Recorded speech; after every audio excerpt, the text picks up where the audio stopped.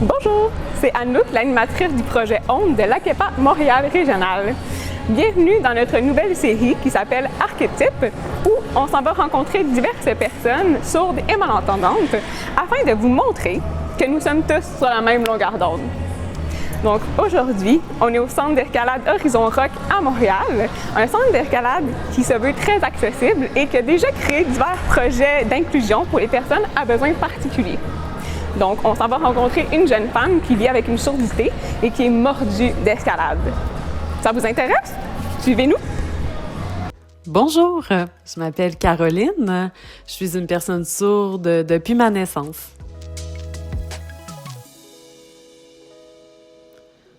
Quand j'ai commencé l'escalade, ça fait déjà longtemps, j'avais 22 ans.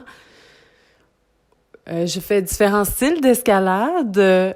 Au début, vraiment, quand j'ai commencé, c'était à l'extérieur. C'est là que j'ai appris. J'en ai fait pendant 6 ans à l'extérieur. Puis ensuite, j'ai fait une période un peu à l'intérieur ici, chez Horizon Rock. C'est là que j'ai commencé à pratiquer le moulinet. Puis aussi, j'ai eu ma formation de première cordée. Donc là, c'est vraiment à l'extérieur que j'ai appris en premier. Puis après ça, je suis venue à l'intérieur ici au Horizon Rock. J'ai commencé le bloc, mais le bloc, c'est ça, là, ce qu'on voit derrière moi, c'est comme ça s'appelle.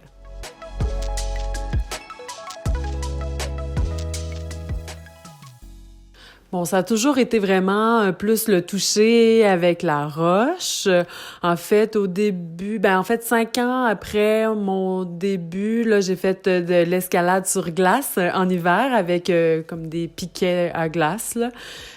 Puis aussi, en fait, je faisais comme une paroi avec une cordée. Puis, il y a 2 ans, plus l'année dernière, là, j'ai commencé à faire à plusieurs cordées jusqu'en haut. Donc là, on fait un palier, on s'accroche, un autre palier, on s'accroche jusqu'au sommet. Donc ça, c'est vraiment ça ma préférence.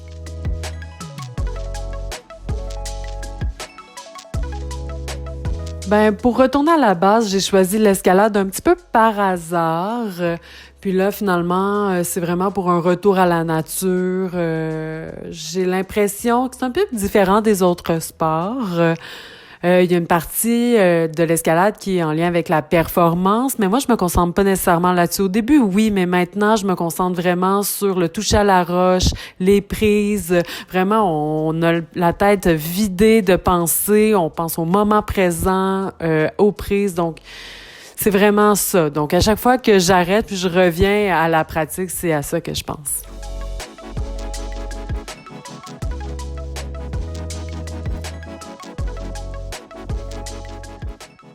Le plus grand défi en lien avec l'escalade, c'est peut-être l'accessibilité. En fait, moi, au début, quand j'ai appris, c'est avec mon ex-chum. Lui, il connaissait déjà l'escalade, la base, donc il m'a montré. Puis on en faisait ensemble, on avait une confiance mutuelle, une communication. Puis un bloc, quand on montait au mur, on est capable de voir puis de communiquer. Mais à l'extérieur, des fois, on n'est pas capable de voir, de se voir. Donc, on avait appris comment se faire confiance, de créer une base de communication. Et, ça, c'est pas facile avec n'importe qui, d'avoir confiance, d'être à l'aise. Donc ça, c'est un petit peu un défi. Aussi, l'accessibilité à l'information en lien avec l'escalade. Je sens qu'il faut beaucoup lire, mais concrètement, il faut quand même le montrer et l'apprendre, le pratiquer. Donc ça, de participer à des clubs, ça m'a aidé. Aussi, les formations, parfois, on n'en fait pas, puis après ça, on en revient pour revoir un peu la base, la sécurité, parce que, une erreur peut être très grave. Donc, pour la base de la sécurité, c'est important d'avoir des formations, mais les clubs, plusieurs sont très ouverts, mais il y a toujours l'interprétation, donc les frais d'interprétation qui paient ça. Mais je les comprends parce qu'en même temps, c'est des frais d'interprétation.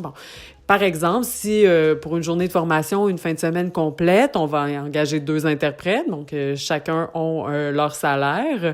Puis là, la formation à la base, c'est peut-être pour une journée ou une fin de semaine 300 à 500 $, donc là qui est déboursé de ma poche.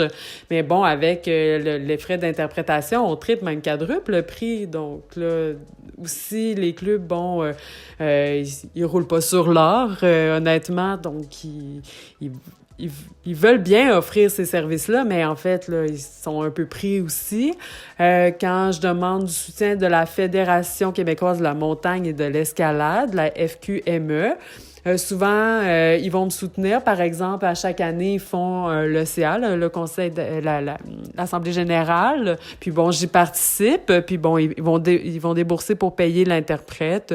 Aussi, bon, ils font beaucoup de sensibilisation avec moi. Par exemple, au club Avalanche, bon, il y avait une formation qui était offerte. Puis là, ils ont partagé à deux, en fait, les frais d'interprétation. Parfois, bon, il y a les sous-titrages de vidéos qui sont offerts. S'ils ont quoi que ce soit, ils me posent des questions. Donc, une belle collaboration ensemble. Aussi, un autre défi, c'est l'attitude. Parfois, il y a des gens qui sont ouverts, donc qui sont un peu moins ouverts, mais c'est correct, là, je comprends, parce que en fait, les personnes, ils connaissent pas les personnes sourdes, ils savent pas dans ce milieu-là comment ça va fonctionner, si la personne est en haut, comment on va communiquer. Donc, il y a un lien de confiance à bâtir puis à développer. Donc, il faut revenir à la base, à l'intérieur, pas nécessairement au bloc, là, mais plus avec les parois pour être capable de se voir puis se faire confiance, puis ensuite aller à l'extérieur. Donc, voilà.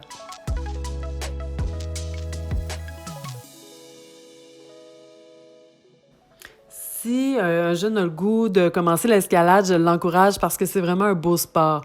C'est accessible aussi pour commencer à la base. Ben c'est sûr qu'à l'intérieur, c'est bien avec les blocs, là, par exemple, ce qu'il y a derrière moi, c'est très accessible, c'est facile.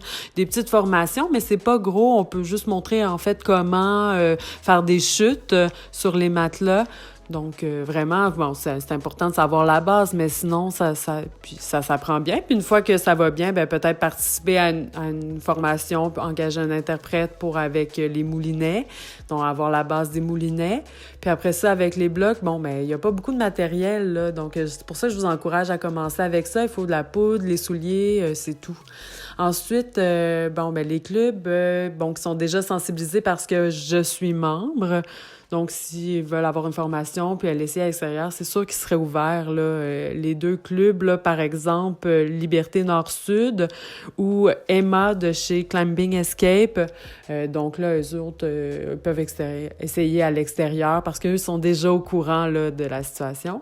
Aussi, avec des groupes Facebook auxquels on peut s'abonner en lien avec l'escalade. Par exemple, un groupe d'escalade à Charlevoix ou des clubs, différents clubs. Donc, on peut voir les commentaires, échanger en lien avec l'escalade, puis se mettre au courant un peu des noms des personnes qui en font. Et puis, bon, ça nous met à l'aise. C'est sûr que ça montre qu'on est curieux, qu'on a le goût d'y aller, puis ça met en confiance. C'est sûr qu'au début, c'est gênant, mais petit à petit, en fait, on peut devenir à l'aise très, très vite.